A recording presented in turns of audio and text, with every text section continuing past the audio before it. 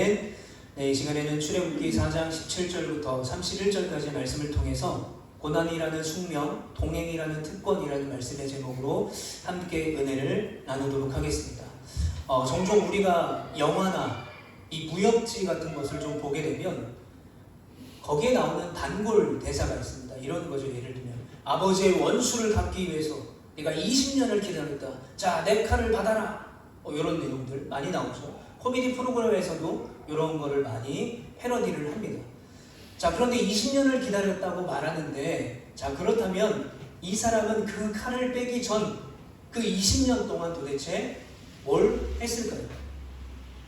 그냥 마냥 그 시간을 보내진 않았겠죠. 대부분 우리가 그 무협지나 영화 같은 걸 보면 당대 제일의 무사를 수송을 해서 찾아갑니다. 그런데 그 무사들은 꼭 어디 사냐? 높은 산에 가야만 있어요. 높은 산까지 올라가서 거기서 20년을 열심히 수련을 합니다. 그 혹독한 수련을 견뎌내는 거죠. 그리고 마침내 하산하는 날 스승은 이렇게 말합니다. 내가 더 이상 너에게 가르칠 것이 없으니 이제 하산하라. 그러고 나서 이제 원수를 갚으러 길을 떠나는 겁니다. 자, 여러분, 오늘 본문에도요, 이제 더 이상 준비할 것이 별로 없는, 즉 하나님께서 모든 것을 다 예비해 주신 훈련된 한 사람이 등장하는데 바로 모세예요. 자, 17절 말씀에 보면 너는 이 지팡이를 손에 잡고 이것으로 이적을 행할지니라. 자, 하나님의 능력이 있는 지팡이를 줬어요. 그 지팡이를 들고 있습니다. 이 지팡이면 모든 것이 다 해결돼요. 물론 우리가 오늘 본문 읽기 전에 내용들을 쭉 살펴보면 이 모세가 온갖 핑계를 댑니다. 난 이거가 안 되고 이게 부족하고 이게 연약해서. 근데 그걸요 하나님이 다 예비해 주세요. 자, 이제 모세는요 하나님이 지어주신 저 지팡이 하나만 들고 애굽으로 가기만 하면 되는 거예요. 자, 그런데 가기 전에 또 모세가 멈칫합니다. 갑자기 장인 이드로를 찾아가요. 그래서 애굽에 있는 형제들의 안부를 확인하러 가겠다라고 말해요. 18절에 보면 모세가 그의 장인 이드로에게로 돌아가서 그에게 이르되 내가 애굽에 있는 내 형제들에게로 돌아가서 그들이 아직 살아있는지를 알아보려 하오니 나로 가게 하소서. 자, 이 말은요 장인 이드로에게 보고를 하는 겁니다. 그리고 허락을 받는 거예요. 여기에 이 모세의 이 보고에는 물론 어른에게 행선지를 보고하는 것은 예의처럼 보이겠지만 여기에 숨은 속셈이 있었어요. 자, 어떤 속셈이 있었냐면 만약에 장인 이드로가 가지 말라고 한다면 이건 하나님의 소명이 아니야. 그래서 그 핑계를 대고 가지 말아야지, 애굽으로 가지 말아야지 라는 마음이었던 거예요. 자, 그런데 장인 이드로가 뭐라고 말합니까? 모세에게 평안히 가라 하니라. 너무나 쿨하게 괜찮아, 가, 평안히 가 라고 축복해 주고 있어요. 자, 더 이상 핑계댈 게 없습니다. 하나님의 소명이 다시 한번 분명해지는 그런 순간이었어요. 자, 하나님께서는 이렇게 수도 없이 주저하는 이 모세를 위해서 단 1%의 어떤 실패, 단 1%의 두려움도 남지 않도록 완벽하게 모든 것을 예비하셨어요. 자, 19절에도 이렇게 말씀하십니다. 여호와께서 미디안에서 모세에게 이르시되 애굽으로 돌아가라. 내 목숨을 노리던 자가 다 죽었느니라. 여러분, 왜 모세가 왕자의 신분을 버리고 미디안 광야로 도망와서 목자가 되었을까요? 바로 자신의 살인죄가 들통나서 자기를 죽이려고 하고 있는 세력들을 피해서 도망쳐 온 것입니다. 그러니까 하나님은 모세가 애굽에 돌아갔을 때 혹시나 그때 그 사람들이 나를 해치면 어떡하지? 나를 기억하고 나에게 해코지라면 어떡하지? 라고 하는 그 두려움을 갖지 못하도록 이미 모든 조치를 다 취해 놓으신 거예요. 모세야, 괜찮다, 걱정하지 마라, 네 목숨을 노리던 자 다 죽었다. 완벽한 하나님의 예비하심이었어요. 자, 드디어 그래서 모세는 안심하고 아내와 자녀들 나귀에 태우고 애굽으로 향합니다. 자, 20절 말씀에 보면 모세가 그의 아내와 아들들을 나귀에 태우고 애굽으로 돌아가는데 중요한 말씀이 나옵니다. 모세가 하나님의 지팡이를 손에 잡았더라. 자, 모세가 그냥 가지 않죠. 하나님이 다 예비해 주셨으니까 그냥 가지 않습니다. 바로 하나님이 말씀하신 그 지팡이를 들고 가는 거예요. 무려 40년 만에 애굽으로 가게 됩니다. 그런데 여러분, 너무나 완벽한 예비하심이잖아요. 이제 애굽으로 가면 하나님이 말씀하신 모든 역사들이 다 모세를 통해 이루어질 것 같습니다. 자, 그런 예비하심을 가지고 애굽으로 출발했지만 모세의 앞길에는 탄탄대로 꽃길이 열리지 않았습니다. 자, 오늘 본문 24절부터 26절까지를 보면 이렇게 말합니다. 모세가 길을 가다가 숙소에 있을 때에 여호와께서 그를 만나사 그를 죽이려 하신지라. 자, 25절부터 보면 시포라가 돌칼을 가져다가 그의 아들의 포피를 베어 그의 발에 갖다 대며 이르되 당신은 참으로 내게 피 남편이로다 하니 여호와께서 그를 놓아주십니다. 그때에 시포라가 피 남편이라 함은 할례 때문이었더라. 자, 모든 준비를 하나님이 다 해주셨고요. 모세가 수도 없는 핑계를 댔지만 이제 애굽으로 돌아갈 수밖에 없게 되었어요. 그런데 갑자기 하나님의 소명자로 부르신 그 모세를 죽이려고 하셨어요. 24절. 모세가 길을 가다가 숙소에 있을 때 여호와께서 그를 만나서 그를 죽이려 하신지라. 아니, 도대체 무슨 잘못을 했길래 그 소명을 가지고 이제 애굽으로 그 사명을 완수하기 위해서 떠난 왜 이 모세를 왜 하나님께서는 죽이려고 하셨을까요? 다행히 아내 시프라의 재빠른 행동 덕분에 모세는 목숨을 건지게 합니다. 바로 하나님께서 진노하신 이유는 뭐냐면 26절에 보면 할례 때문이었더라. 창세기 17장 10절 말씀에 보면요, 너희 중에 남자는 다 할례를 받으라. 이것이 나와 너희와 너희 후손 사이에 지킬 내 언약이라. 할례는 하나님의 백성을 뜻하는 언약이라는 거예요. 약속이라는 것입니다. 우리가 지난주에 이제 구원과 세례에 대해서 잠깐 이야기를 나눴는데, 세례는 어떤 표시입니까? 내가 구원을 받았다라는 믿음을 가진 사람이라는 공적인 선포인 거죠. 할례도 마찬가지입니다. 하나님의 백성이다, 아브라함의 자손이다, 구원받은 이스라엘 백성이다라는 표식이 할례였어요.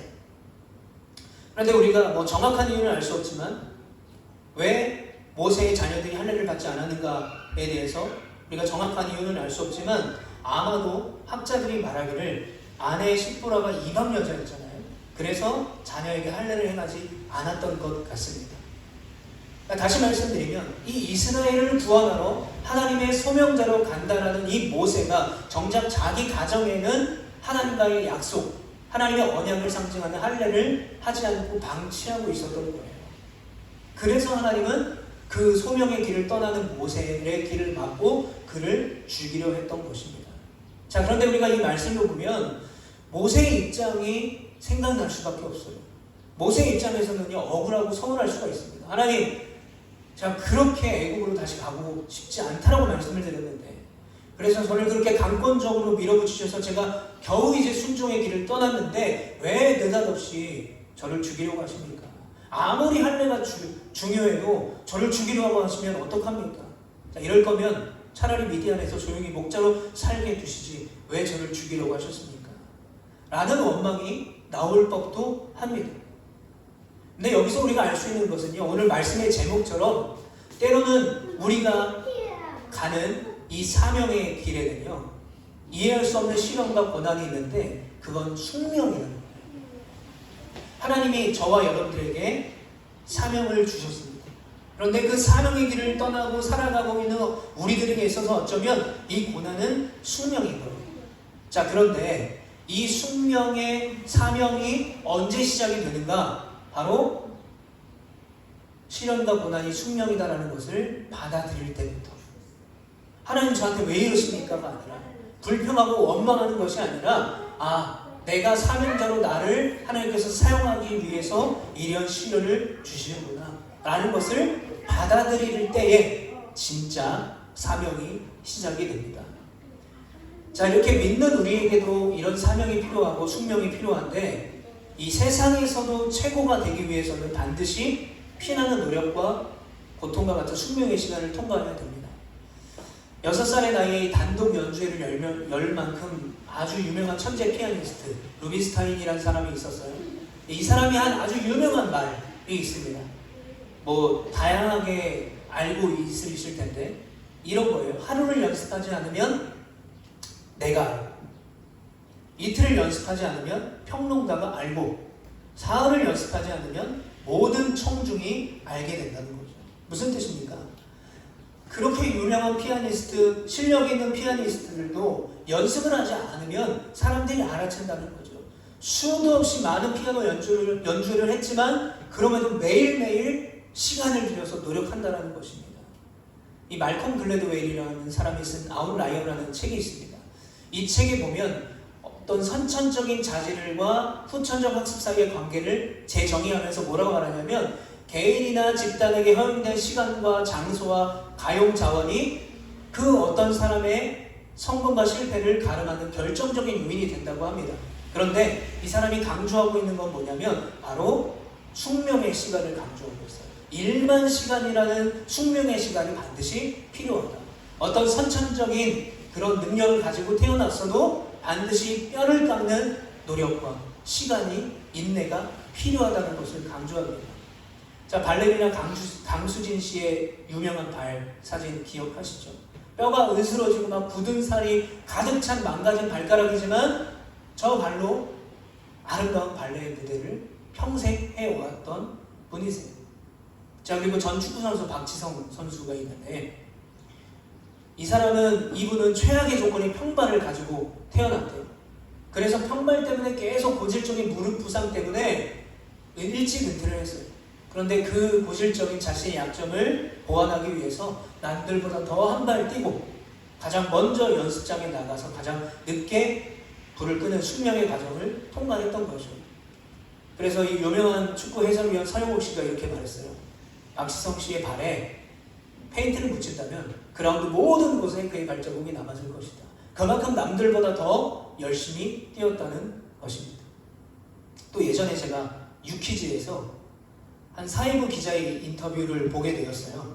이상엽 씨라는 기자인데 밀착 카메라라는 코너를 담당하는 기자입니다.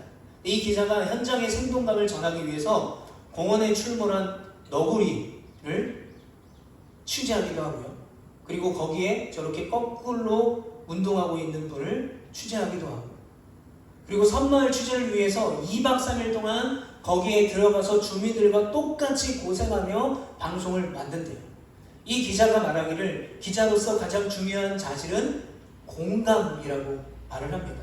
그래서 진짜 기사를 쓰기 위해서 같이 부르고 깨지고 주민들과 함께 울고 웃으면서 취재를 한다는 것이죠.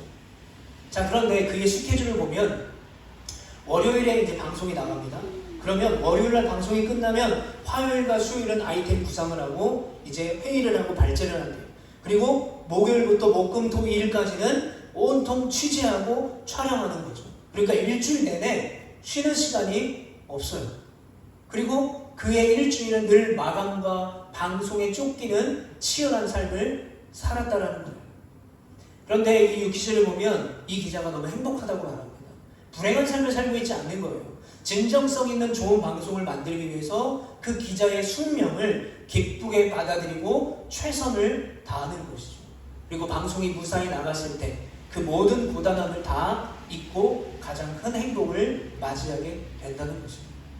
여러분, 세상에서도요, 성공하기 위해서 또 뭔가 내가 이루고자 하는 업적을 이루기 위해서 정말 피나는 노력과 인내와 시간을 들인다는 거예요. 여러분, 오늘 본문의 모세도 마찬가지입니다. 모세가 앞으로 해야 될 일은 어떤 일입니까? 수백만 명의 이스라엘 백성들을 이끌고 출애굽해야 되는 거예요. 그 광야의 혹독한 더위, 추위, 아무것도 없는 그 광야에서 하나님이 주시는 그 만나와 메추라기만 먹고 살아야 돼요. 우리는 결과론적으로 모든 그 이야기를 다 알고 있지만 온갖 비난을 견뎌내야 되는 영적인 리더가 바로 모세였어요. 바로 그렇기 때문에 하나님의 말씀을 철저하게 분별하고 자기 안에 불순종을 먼저 잘라내야 되는 이 고통스러운 과정을 겪어야만 했던 거예요. 영적인 리더가 되기 위해서 반드시 통과해야 할 잔인하지만 영광스러운 그 숙명을 모세는 견뎌내야만 했어요. 하나님, 난 할 수 없습니다. 하나님, 난 이게 부족해서 못합니다. 하나님이 모든 것을 예비하셨어요. 그런데 하나님이 할례를 받지 않았다고 죽이려고 했어요. 모세는 그 하나님의 뜻까지, 또 하나님께서 모세를 향한 하나님의 메시지를 깨달아야만 했었던 것이죠. 그래서 모세가 그 숙명을 받아들이고 철저히 순종하며 걸어갔을 때 어떤 역사가 일어나는가? 우리 29절부터 31절까지 말씀을 같이 읽어보겠습니다. 시작. 모세와 아론이 가서 이스라엘 자손의 모든 장로를 모으고 아론이 여호와께서 모세에게 이르신 모든 말씀을 전하고 그 백성 앞에서 이적을 행하니 백성이 믿으며 여호와께서 이스라엘 자손을 찾으시고 그들의 고난을 살피셨다 함을 듣고 머리 숙여 경배하였더라. 아멘.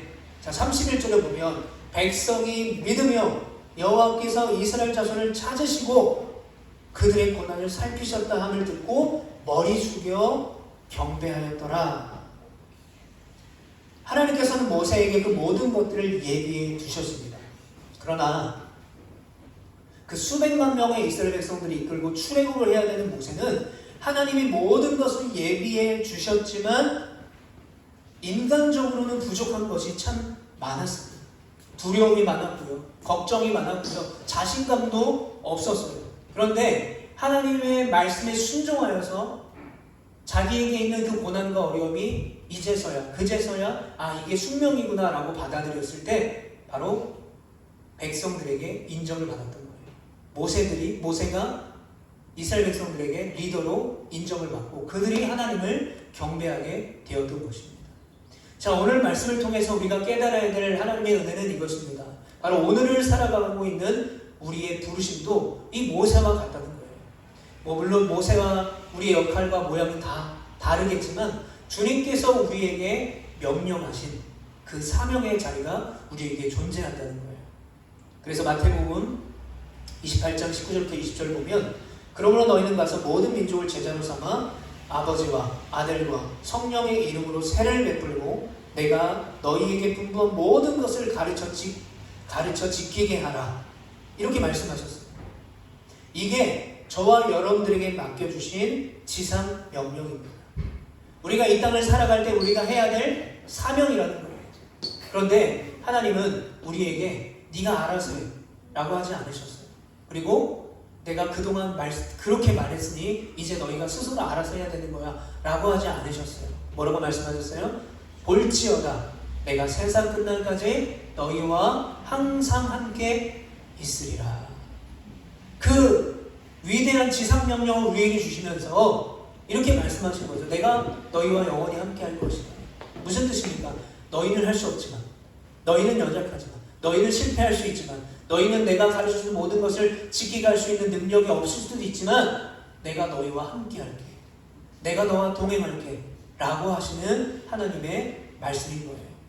여러분, 내 신앙 하나 챙기기가 어려운 이 시대를 살아가고 있는 우리에게 눈앞의 고난과 삶의 무게도 무거워서 정말 힘들게 살아가고 있는데 하나님께서 우리에게 말씀하신 것입니다. 내가 세상 끝날까지 너희와 항상 함께 있으리라.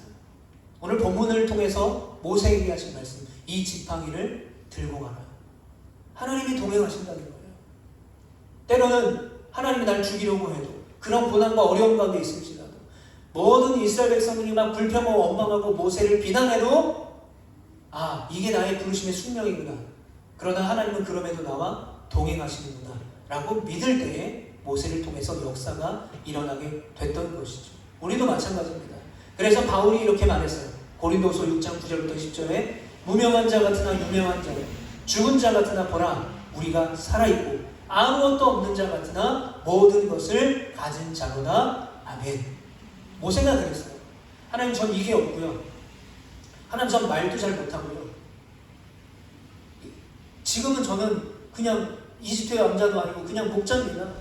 제가 무슨 이스라엘 백성들 이끕니까? 저는 아무것도 할 수 없어요 라고 했던 모세와 하나님이 동행하시다 역사가 일어났던 거예요. 우리도 마찬가지예요. 때로는 내가 아무것도 아닌 것 같아도 살아계신 하나님이 우리와 함께 하시고 내가 가진 게 아무것도 없어 보일지라도 하나님의 은혜를 갖고 하나님의 동행을 가진 축복받은 사람인 것을 믿고 깨달을 수 있는 우리가 되시기를 간절히 축복합니다. 오늘 본문 4장에서는 모세는 아직 이스라엘 백성들에게 완벽한 인정을 받지 못했어요. 물론 장로들의 환영은 받았죠. 그리고 10가지 재앙을 일으키기 전입니다. 아직 홍해를 가르지 못했습니다. 오히려 순종하자마자 애국으로 가려고 했을 때 그리고 순종했을 때 오히려 죽을 뻔한 위기를 겪었어요. 그런데 그 죽을 뻔한 위기는 하나님이 모세를 진짜 죽이려고 하신 것이 아니었어요. 모세, 너는 이제 됐어. 끝이야. 모세를 버리려고 하셨던 것이 아니라 이 모세를 더 크게 쓰시기 위해 준비시켰던 거예요. 홍해를 가르기 전에 먼저 모세를 사명자로 다듬으셨던 거예요. 이스라엘을 인도하기 전에 먼저 모세의 심령을 순종으로 기경하셨던 거예요. 그래서 그 인내의 과정, 그 훈련이 있었기에 훗날 거대한 홍해 앞에 섰을 때 모세는 자신의 능력이 아니라 하나님의 능력을 의지할 수 있었던 겁니다. 모세가 지고 있던 지팡이, 하나님이 들고 가라고 말씀하셨던 그 지팡이는요, 원래 이 광야에서 양을 칠 때 누구나 쓰던 평범하고 초라한 그런 나무 막대기였습니다. 그런데 모세가 하나님의 능력을 인정하고 그리고 사명자로서의 그 고난과 인내해야 됨을 인정하기 시작할 때 그 지팡이가 하나님의 손에 붙들리게 되는 것이죠. 그래서 그 지팡이가 뱀으로 변하기도 하고요, 나일강을 칠 때 그 나일강물이 피로 변하게 되고 반석에서 물이 나게 되고요, 마침내 홍해를 가르게 되는 영광의 능력의 지팡이가 될 수 있었던 것입니다. 많은 세상 사람들은 화려한 권력의 지팡이를 부러워합니다. 어떤 화려한 삶을 살아가고 있는 그들의 지팡이를 부러워해요. 그런데 하나님 오늘 주님 앞에 순종함으로 내어드리는 우리의 평범한 삶에 그 지팡이를 사용하심을 여러분 믿으시기를 축복합니다. 어떻게 그렇게 우리가 쓰임을 받을 수 있겠습니까? 오늘 모세를 통해서 우리가 알 수 있는 것은 모세가 혼자가 아니었다는 거예요. 하나님이 늘 모세와 동행했다는 것입니다. 마찬가지입니다. 내가 혼자 걷는 것이 아니라 하나님이 우리와 함께 걸어가고 계신 거예요. 세상 끝날까지 내가 너희와 함께 하겠다라고 약속하셨어요. 내 힘으로 감당하는 것이 아닙니다. 하나님이 감당할 수 있는 힘과 지혜와 능력을 주시는 거예요. 내 능력으로 그 사명을 이루어가는 것이 아니라 하나님의 능력으로 이루어가시는 거죠. 우리는 도구에 불과한 것입니다. 소명받은 자의 숙명이 고난과 인내라고 한다면요, 그것보다 더 빛나고 더 아름답고 더 놀라운 특권이 있어요. 바로 임마누엘의 특권입니다. 즉 하나님이 나와 함께 하신다는 거예요. 고난과 인내가 아무리 쓰고 힘들어도 우리가 그것을 견뎌내고 믿음의 사명자로 살아갈 수 있는 분명한 이유는 하나님 우리를 버리지 않고 우리를 그와 같이 내버려 두지 아니하시고 네가 알아서 해, 내가 그동안 그렇게 가르쳐줬는데 이제 스스로 해 라고 하지 아니하고 내가 세상 끝날까지 너와 함께 하시겠다, 그 약속이 있기 때문임을 믿는 우리 모두가 되시기를 축복합니다. 그래서 임마누엘의 하나님과 함께 이 소명의 길을 끝까지 은혜로, 믿음으로, 순종함으로 걸어갈 수 있는 저와 여러분들이 되시기를 주님의 이름으로 간절히 축복합니다. 우리 시간 들을 말씀을 기억하면서 함께 기도하며 나아가기 원합니다. 하나님, 지금 내 손에